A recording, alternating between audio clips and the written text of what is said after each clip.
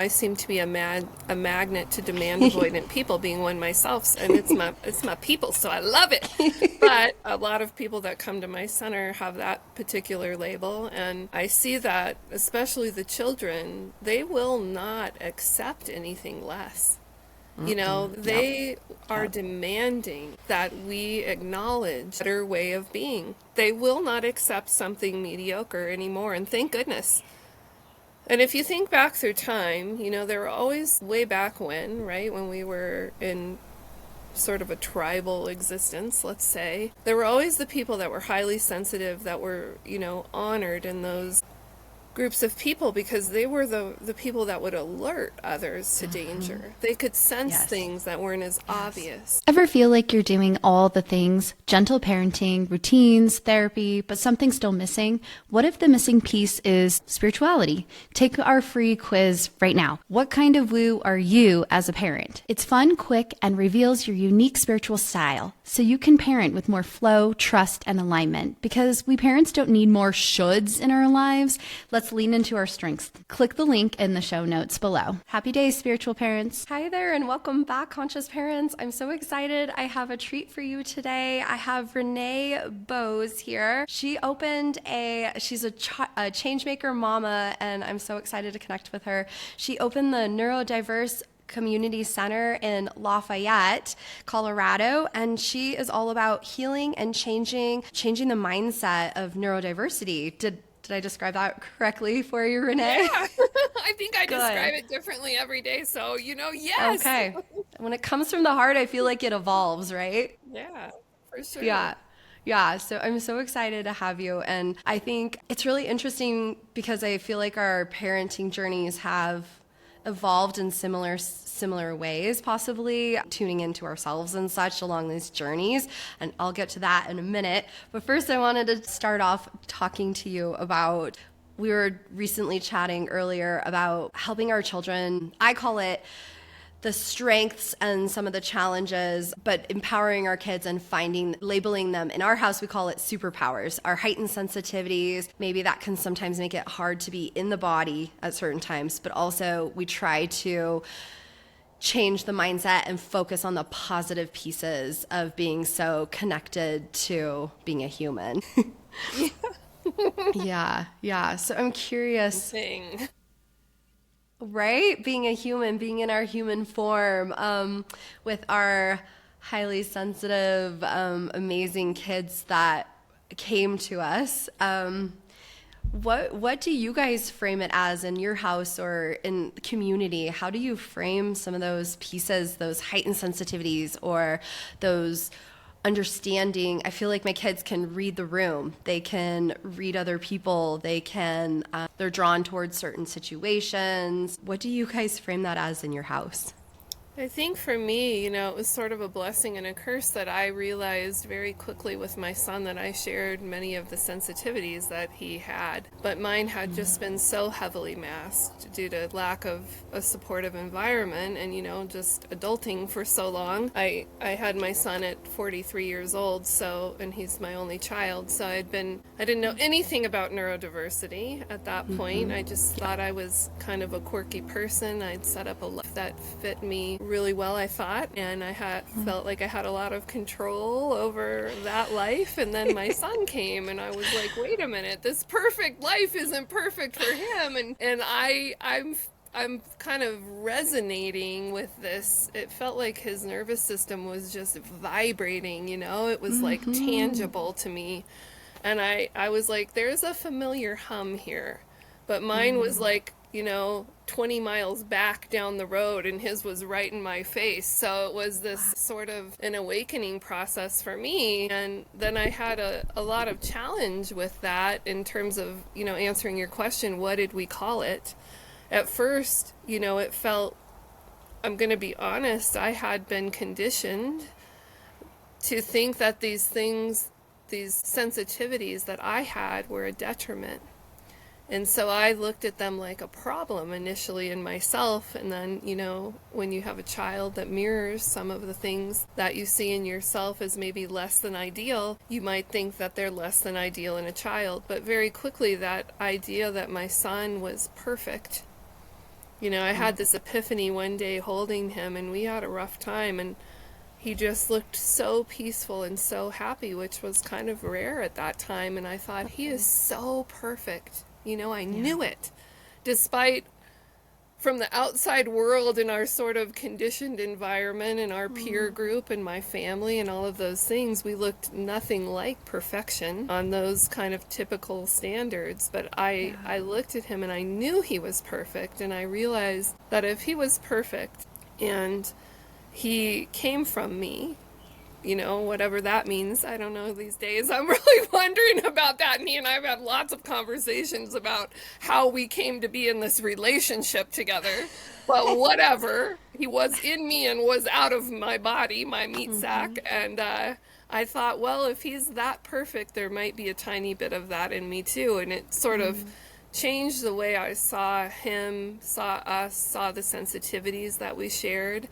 And it kind of flipped the script for me, because the things that I had been conditioned to think were so problematic, I started to see them as gifts. But I'm not going to lie and say that that happened immediately. It didn't happen easily. It was sort of a dying to an old way of believing about things, a total sort of way of being in the world. But the rebirth is beautiful. And so we really, much like you said, believe that these sensitivities are superpowers. And now with what I'm doing in the world with the community center, that was one of the big inspirations for me starting it, is because when I came to that realization here in our home, we were quite isolated. And I started to believe that this was not a unique occurrence, that these were superpowers, that these sensitivities were beneficial, and especially at this time in humanity's sort of experience. And so I was given a message, a literal vision in meditation, to create a place for people to come together to lean into the beauty and the brilliance of these sensitivities, so that they could be amplified,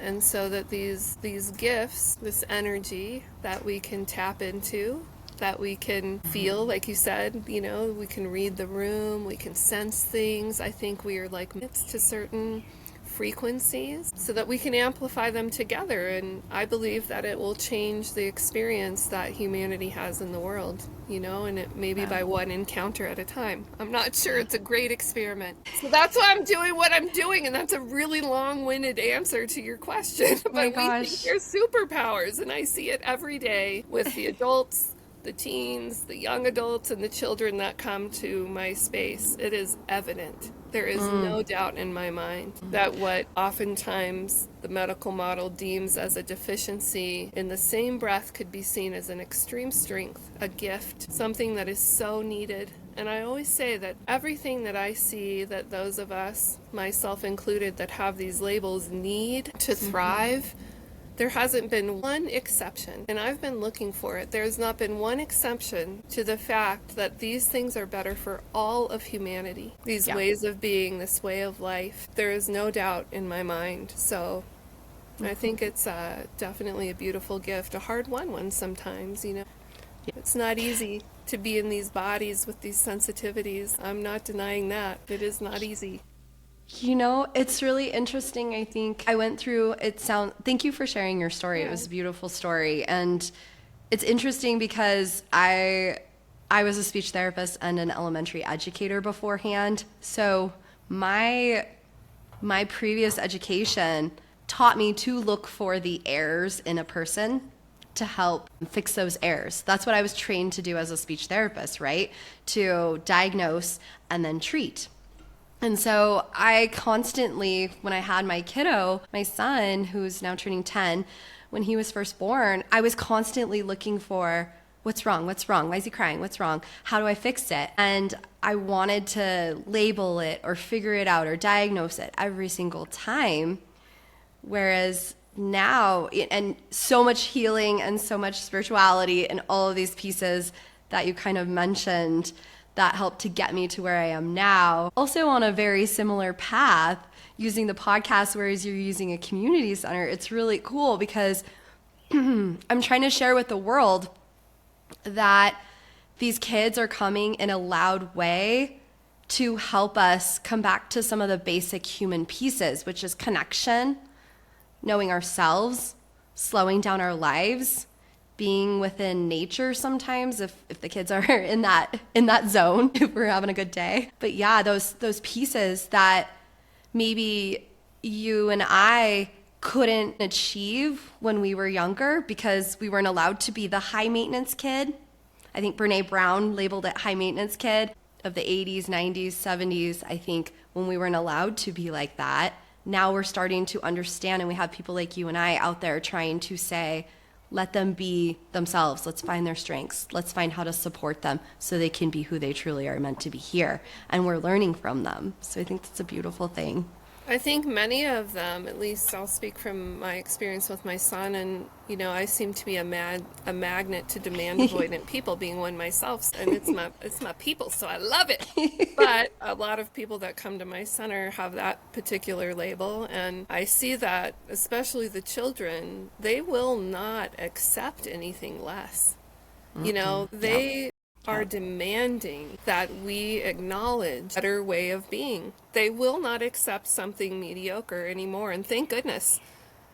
And if you think back through time, there were always, way back when, right, when we were in sort of a tribal existence, let's say, there were always the people that were highly sensitive, that were, honored in those groups of people because they were the people that would alert others to danger. They could sense things that weren't as obvious. And so I think that our kids function in much that way, to try to direct humanity back to what it means to be in these meat sacks, these bodies for this period of time on this planet, connected. I mean, I'm loosely tethered most of the time, but I had to realize I am here in this body, whether I like it or not. This thing doesn't work right for me a lot of the times or how I want it to, but it's my resonator. It's my vehicle for this time, and I need to honor that. And I think that's a big challenge for a lot of people with these labels. My son spoke at a very young age about how he had come from the nothing, and that there were many like him that had chosen to come to this existence at this place and time to reset the balance here, and that people here were wanting to eradicate darkness, but that was a mistake, because without darkness you can't know light, and that it was about the balance between the two. And he spoke about how difficult it was to come into these bodies because they didn't work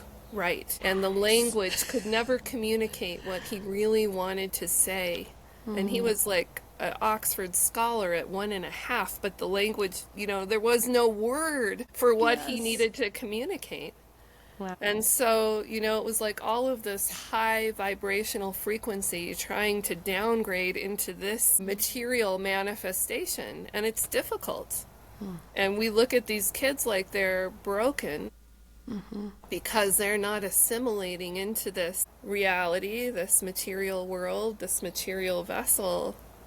But they're not broken. It's just it's a generous and difficult challenge for them, I mean, if you think about it, as hard as it is to be a parent with a child that has a lot of needs, and believe me, I know, my son didn't sleep more than 2.5 hours until he was 6.5. And I had to hold him for that sleep, so I slept none. I literally almost died. But, as hard as these things were for me, I had a son who could articulate at a young age that his body would not accept him. And it hurt, So, yeah, it's hard to be a parent, but I think that there are some very special individuals that are here at this time that are making a huge sacrifice to be sort of those souls, those beings that alert us to what is not working here and are attempting to bring humanity back into balance. That's such a beautiful way to describe it. Thank you so much. And I can't believe how in tune your son was able to express himself. Beautiful. He told me once, but prior to doing the community center, I ran a fairly large interior design firm. I designed hotels, and I would design like 40 boutique hotels a year. So, I had a lot of staff. I had a purchasing firm. I felt like I was pretty good at all of the things that a type A person wants to be good at, right?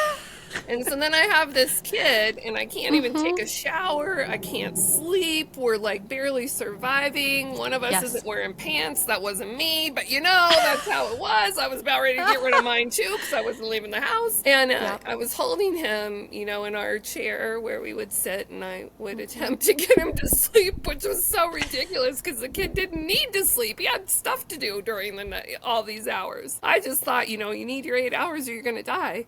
Well, this kid was busy. He was doing something and he didn't need to sleep. So I would hold him and try to cajole him to sleep. And he looked at me and he called me Renee because when he was not even 3, he said, "I'm not going to call you mom anymore." Oh. And at this point, he had like 2 sides to him. One was like an Oxford scholar and the other one was a little surly. So I was hoping that what he was going to call me was going to come from the one side, not the other. And I said, "So, okay, fingers crossed, what are you going to call me then?" And he said, "Well, I've noticed you don't say, 'Child, would you like breakfast?' 'Child, would you like to come downstairs?' You use my name, so I'm going to use yours out of respect." He just like wobbled away, and I was like, "Okay, well, that makes sense. This is going to be a fun life. You're going to break a lot of social norms, and I can't argue with you." But he said, "Renee, you are very inefficient." And I said, "I feel really inefficient, but you should have seen me like 5 years ago, man. I was good." And he said, "You think I'm so smart?" And I said, "I know you are so smart." He said, "It is not me, Renee. I just know where to go to get the answers.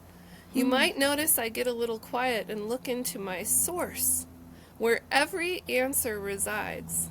Wow. You, on the other hand, you're looking outside of you, and you act like your answers are attached to you by heavy chains, and you spend all of your energy trying to pull them in." And I'm sitting there with a mouth wide open, Wow. looking at a kid that's not even 4 or 5, probably not even 5 at that point. He was probably 4. Okay.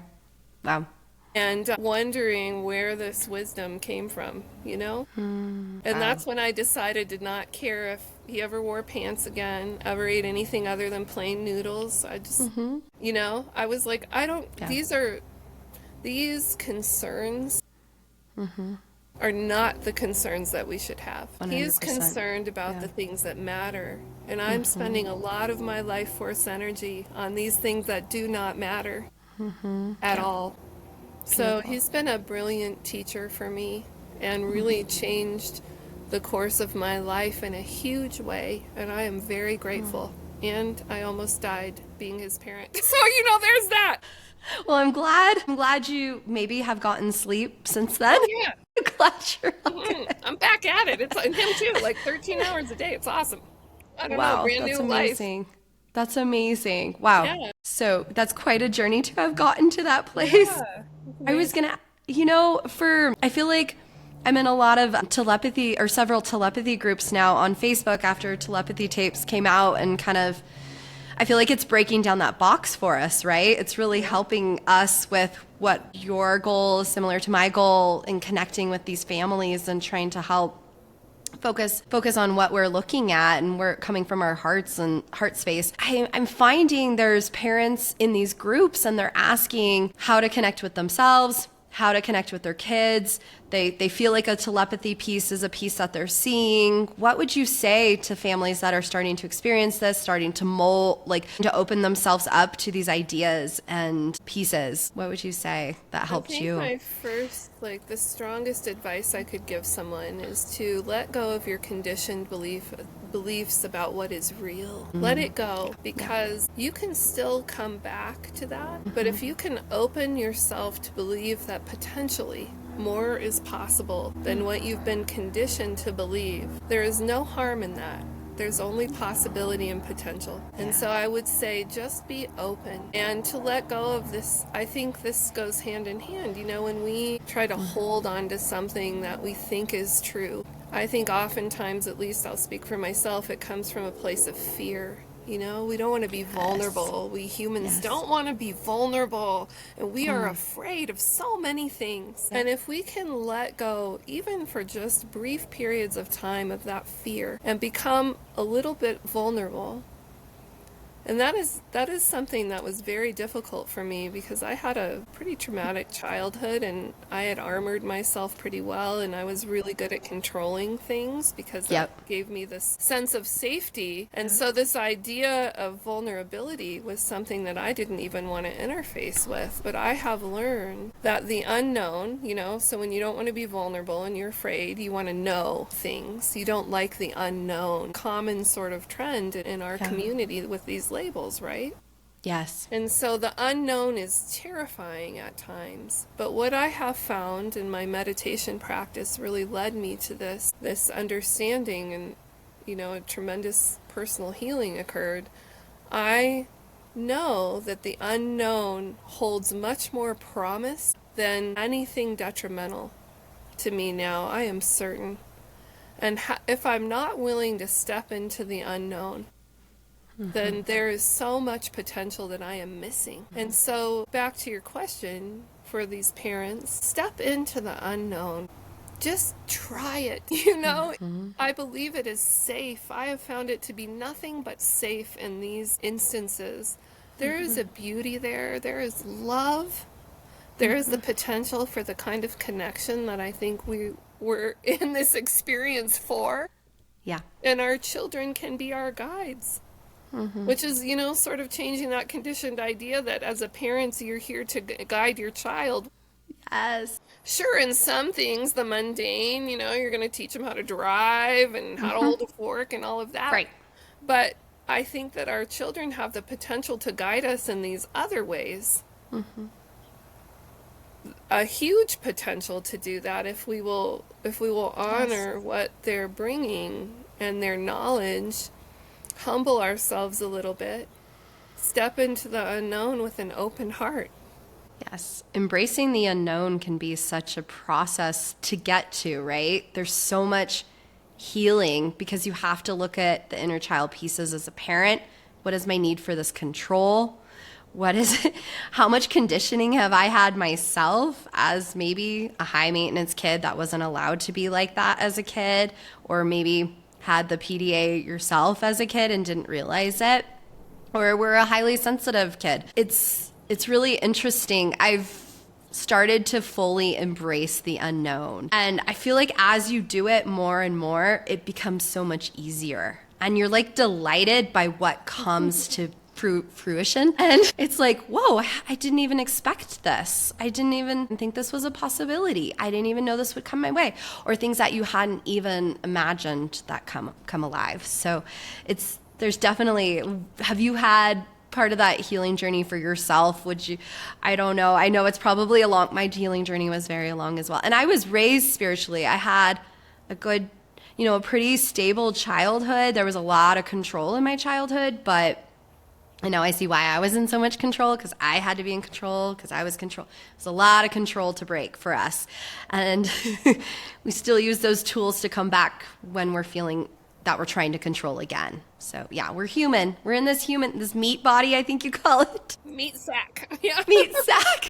Trying to be nicer about mine. I'm like, I actually feel you and like you now, but you are still a meat sack. Sometimes I'm like, come on already. This is so limiting. Let's get on with it here. Those are my children. They're both like, I am limited in this meat sack. I'm ready to be 18. I'm ready to do my passion in life. I'm ready for my journey. Like they feel very limited at 7 and almost 10. They're like, I'm done. I'm ready to be an adult, Mom. Why isn't this going faster? Yeah, well, I am an adult and I'm ready to be something else. So, I'm not sure exactly what that is, but I'm spending a lot of time getting this meat sack to resonate at a higher frequency. That's for sure, because I know there's more potential and it's holding me back sometimes. I love it. Definitely. I feel it, which is great. Yeah. So it was like what your question was. No worries. I was thinking, you don't have to share all the pieces that you went through, but I think for me, when my son was born, I was really trying to control the situation. I had told my husband, I'm a speech therapist. I'm an elementary educator. I got this. I know this. I can do it.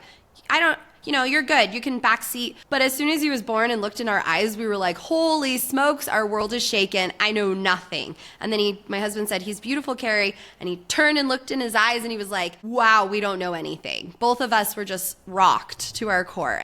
Yeah, from that. And then, we have a little bit of that, the demand avoidance and the oppositional force as well. It's like the more we push, the stronger the pushback came. So there was a lot of healing journey for both my partner and I to figure out how to be more of a cooperative participant with our son, to hear him, to connect. Did you feel like you had to heal pieces of you and your journey to get where you're at? Yeah, most definitely. We are a family of 3 autistic demand avoidant individuals, and I'm also ADHD, so I've got a third sort of characteristic there. Yeah. And we didn't know anything about any of this when we started this journey. Yeah. And so it was quite a learning experience for us. This desire for control was very strong in all 3 of us. Even the tiny infant decided that he was going to sort of direct how things were going, and 2 strong oppositional forces initially. It didn't take us very long, I think, as I talked to others, to come to terms with the fact that that wasn't going to work. I mean, for me, it was pretty quick I think it was that resonance that I could feel. I'm a very energetically sensitive person, highly intuitive. I channel sometimes now. I would think I'd been doing it for a long time and just didn't know what it was. And so I would get these messages that would help me to understand what my son needed, and it was actually what I needed too. And so it was a long and short healing journey. I think mine happened, I had to lose almost everything in that journey, and I lost my business. I lost friends and family. We were extremely isolated. I didn't leave my house for more than an hour or 2 a week for like 6 years when I'd been traveling, 25 days a month with my previous career. So I had to sit with myself and with my son in a home alone and sort of acknowledge what was painful, what I was resisting. I had to think about why. My son was relentless. He is the strongest person I've ever encountered, and I am no weakling. But that kid, he's amazing. He will not accept mediocrity in anything. And so I wasn't really allowed to take a long time to heal. I was forced to heal quickly. And I received these drops of wisdom, seemingly out of nowhere from my son, which were absolute gifts. They would come at just the right time. Just when I was feeling the most broken, I would get some insight that came from don't know where, because I grew up Catholic and I was not practicing. And so I didn't know anything about anything that he was talking about. But he would say things, and then I would feel that they were correct. Like I would feel the energy behind what he was saying, and then I would look into it and I would be like, my goodness, this is in like 5 spiritual texts, I mean, no doubt, this is no joke, this is truth here. And I have a little messenger, a relentless one, and so I'm gonna listen. But I got very sick. I think it was sort of a reconditioning of my meat sack, to be honest. It dissipated a lot, almost to the point of no return, and then it transformed pretty miraculously. And so, as scary as that was for me, it was a true healing. I remember I had a moment where I was feeling like everything that was wrong. I hate that word now, but then I was using it a lot, right and wrong, good and bad. Everything that was wrong about us was my doing, my fault. And then I had this epiphany in this moment of desperation and meditation that everything that I was thinking was wrong could also be framed as everything that was actually right. And it was just a matter of perspective. Kind of like my son spoke about darkness and light. It's a matter of perspective. Yes. And so my perspective changed many times, and with these, acknowledgments of this fact, and then my healing journey would progress. So it's been an amazing, my son's turning 10 next month, and it has been an amazing 10 years. I tell him I'm so thankful for him because I was like a millionth of the person I was before I met him. Yeah. You know, I'm so grateful, very grateful. Yes. Yeah, it's really interesting the gifts that we receive raising these amazing kids, and the challenges that we go through sometimes can bring us to such a beautiful place, as you described. I love what you're doing with the NCC, because I think one of the hardest things for my partner, my husband and I, has been losing friendships, feeling isolated. I think what you're doing with building a community is really special, because I think so many parents of neurodiverse kids can feel so isolated, especially if you have kids who maybe mask outside in society, in school. My kids, they go to a social emotional focus school, project-based learning school near us, and every time I mention things to teachers, they're like, what? I never see that. Or so that's how my kids are, where they're holding it together during the day, but then at home it can feel so isolating because it looks like the perfect picture from outside. I didn't experience that as much because my son really never had to mask because he's been unschooled from the beginning. Yeah. And so because, you know, it was not my intention initially, I did not even know such a thing existed, but it's what he needed. So I was fortunate enough that I could do that. The NCC was really born of that same idea. Like, so often our children and us as their parents, our family unit, we're forced to present ourselves in a way that's acceptable to those around us. And sometimes those around us, what's works for them doesn't work for us, or what they think works for them definitely does not work for us.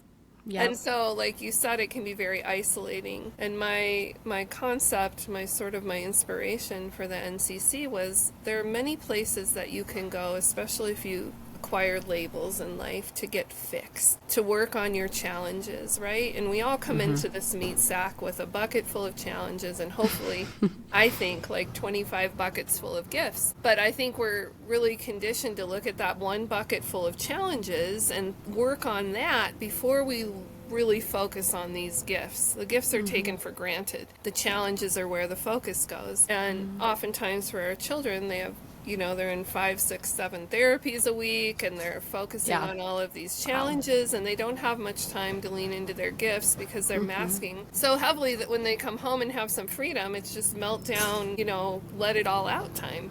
And so it is isolating. Yeah. So I thought with the NCC, I'd like to create sort of a home away from home for people where they can come in with their bucket full of challenges, but we're gonna ignore that one when we're together, and you bring your 15 buckets full of gifts, and let's dip into those things, and let's do them together with no judgment, however you want to do them. So when we have an event at the NCC, I might call it like art night. But what happens at art night is someone takes a nap, someone's hungry, so we cook in the kitchen, somebody else wants to stargaze in the backyard, someone else is showing off their car that's powered by depleted uranium in the front parking lot. Someone might make a piece of art, but there's no like conscripted idea of what that is. I mean, someone conjoined 3 stuffed animals the other day, and that was their art experience. It doesn't matter. We just come together and we do what we wish, or nothing, or some combination of all of it in non-judgment of one another. Yes. I try to hold the frequency of love in that container, you know, just the idea of this beautiful acceptance that we all deserve. Yes. And, you know, as a parent raising kids that are neurodiverse, it was so beautiful to come to your center, and we came on the opening day to check it out. And my husband and I, it was really interesting because we both said, wow, I don't feel like I'm trying to restrain my kids. I'm trying to keep them in the box that society expects them to look like right now. I feel safe right now. Both my husband and I said, we feel safe for our kids. They can act the way they want. They can behave the way they want. They can be free. And we felt free as adults, as the parents. It was really cool. You did a wonderful job. That's what's happening, and I can say that things have evolved significantly since that opening day.